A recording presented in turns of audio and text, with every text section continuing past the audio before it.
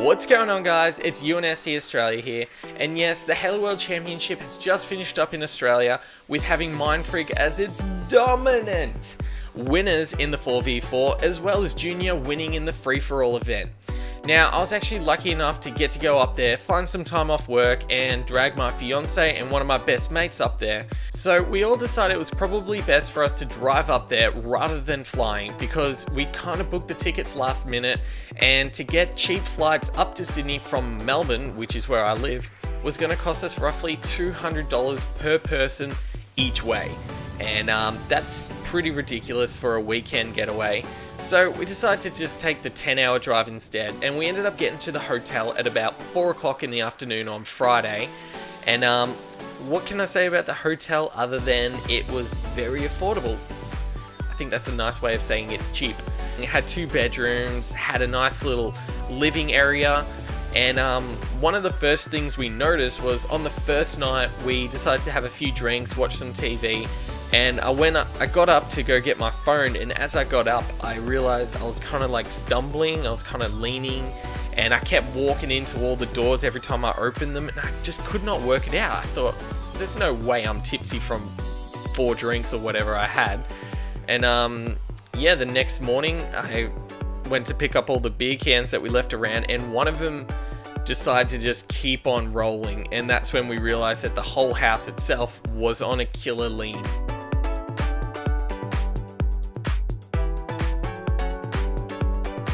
Ah, that poor beer. I completely forgot to pick it up when we left though.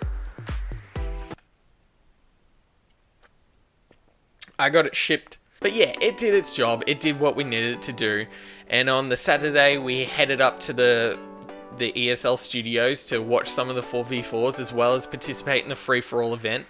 And when we got there, we got these nifty little player passes. Let's get a good look at that, shall we?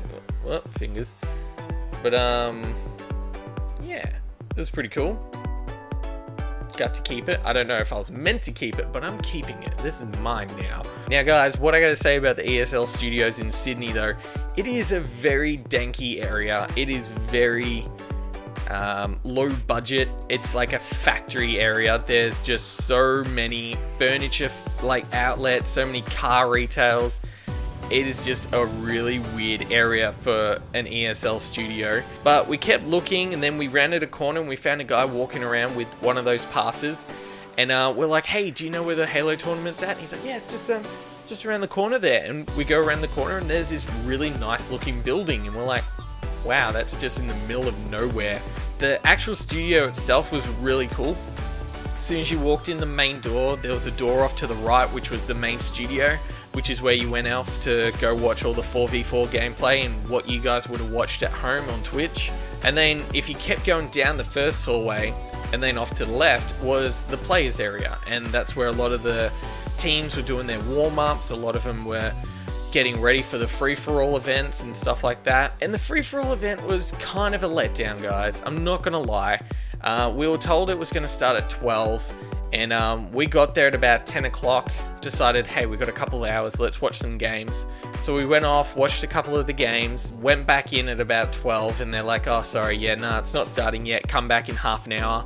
Went back out, came back in, nah, don't know what's happening, come after 1. I think it started at about 2, and no one was rocking up. And my mate Wilkes, who also got to go with us, he was already going to be in a team of 4, like a 4-player free-for-all, and one of the players wasn't going to rock up and called up, said he wasn't going to rock up, so they automatically went around to the second round, and there was so many other players missing that they were just like, oh look, what we're going to do, we're just going to wait till all the 4v4 stuff is done. It didn't start till about 6, and when it did start, I found out I was going to be on a 4-player free-for-all as well.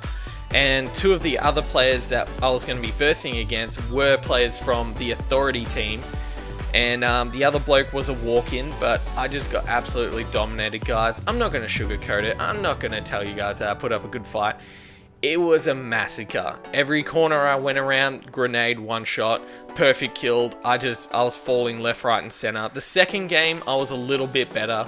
I think the best I did was maybe something around maybe 8 for 20, I think, in the second round, and I got a double kill at one stage, so that's my highlight. Yeah, it wasn't too surprising. We ended up leaving at about 6:30, and we went down to the Star, which is like a casino down in Sydney, and we hung out there for a while, got a nice dinner. I got myself some dinosaur ribs, which I thought was pretty interesting. I'm guessing they're just dinosaurs that they take off like from Jurassic World. It's really beautiful up there, guys. We went up to one of the top floors, took a few photos, got to explore the casino a bit more. We found a few suites and stuff that I don't think we should have gone in, but the doors were unlocked. There was no one around, so we just went exploring.